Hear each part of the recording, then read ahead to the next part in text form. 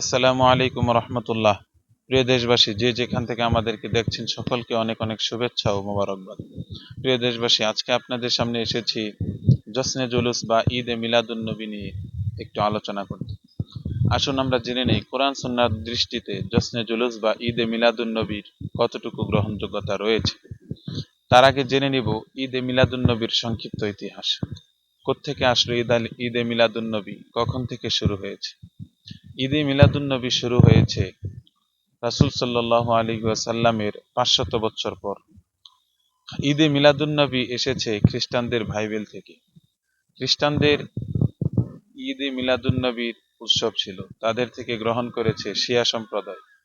শিয়া সম্প্রদায় থেকে গ্রহণ করেছে আবু সাঈদ নামের এক কুখ্যাত মৌলবী। সে 604 হিজরিতে সর্বপ্রথম মুসলমানদের মধ্যে এই কুপ্রথা চালু করে। প্রিয় দেশবাসী, ধীরে ধীরে ঈদে মিলাদুন্নবী মুসলমানদের মধ্যে প্রচার প্রসার হতে থাকে। উপমহাদেশ বা বাংলাদেশে ঈদে মিলাদুন্নবী এসেছে 1974 সালের পরে। প্রিয় দেশবাসী, রাসূল সাল্লাল্লাহু আলাইহি সাল্লাম আবাদ করেছেন বনি ইসরাইলের উম্মতের মধ্যে 72টি কাতার হবে, কিন্তু আমার উম্মতের মধ্যে 73টি কাতার হবে। তার মধ্য থেকে একটি কাতার হবে জান্নাতি। সাহাবায়ে কেরাম বললেন, সেই দল কোনটি? রাসূল বললেন, আমি এবং আমার সাহাবায়ে কেরাম যে দলে আছি সেই দল ব্যতীত অন্য সব দল ভ্রান্ত এবং সেগুলো হচ্ছে জাহান্নামী।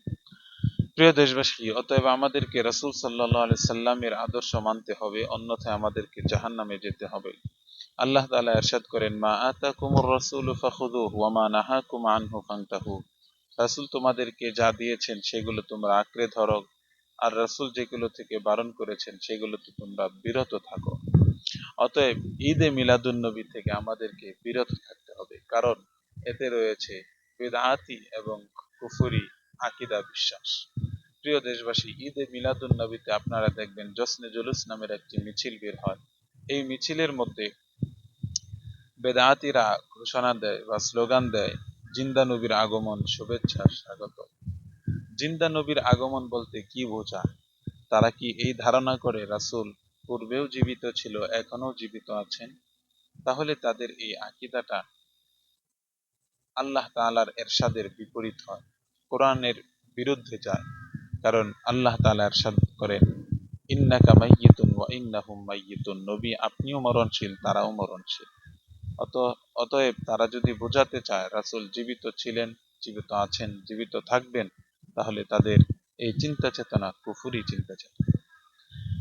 তারা জশ্নে জুলুসের মধ্যে স্লোগান দেয়, রাসূল সাল্লাল্লাহু আলাইহি সাল্লামের আগমনে তারা মিলাদ মাহফিলে দাঁড়িয়ে যায়। প্রিয় দেশবাসী, তারা বোঝাতে চায় রাসূল সাল্লাল্লাহু আলাইহি সাল্লাম এখানে আগমন করেছেন, সম্মানার্থে আমরা দাঁড়িয়ে গিয়েছি। তাদের এই মন্তব্যটা রাসূল সাল্লাল্লাহু আলাইহি সাল্লামের হাদিসের বিপরীত যায়। কারণ রাসূল বলেন, আল আম্বিয়া ও আহইয়াউন ফি কুবুরিহিম। নবীগণ তাদের কবরের মধ্যে জীবিত। অতএব নবীগণ মিলাদ মাহফিলে জীবিত নয়। প্রিয় দেশবাসী, এই ধরনের আরো হাজার হাজার কুসংস্কার, আরো হাজার হাজার কুফরি ও বেদাতি মতবাদ তারা পোষণ করে থাকে, লালন করে থাকে। অতএব আসুন আমরা রাসূল সাল্লাল্লাহু আলাইহি সাল্লামের আদর্শ অনুযায়ী মিলাদ মাহফিল পালন করি। রাসূলের আদর্শ কি? সাহাবায়ে কেরাম রাসূলকে জিজ্ঞাসা করলেন, সোমবার দিন আপনি কেন রোজা রাখেন? রাসূল বললেন, ওলিদতু ফীহি, কারণ এই সোমবারে আমি রোজা রেখেছি। অতএব যারা রাসূল সাল্লাল্লাহু আলাইহি সাল্লামের আদর্শ মানতে চান, তারা মিলাদ মাহফিলের নামে জশ্নে জুলুসের মিছিল না করে কুসংস্কারে জড়িত না হয়ে রাসূল সাল্লাল্লাহু আলাইহি সাল্লামের মতো রোজা রাখুন। আসসালামু আলাইকুম ওয়া রাহমাতুল্লাহি ওয়া বারাকাতুহু।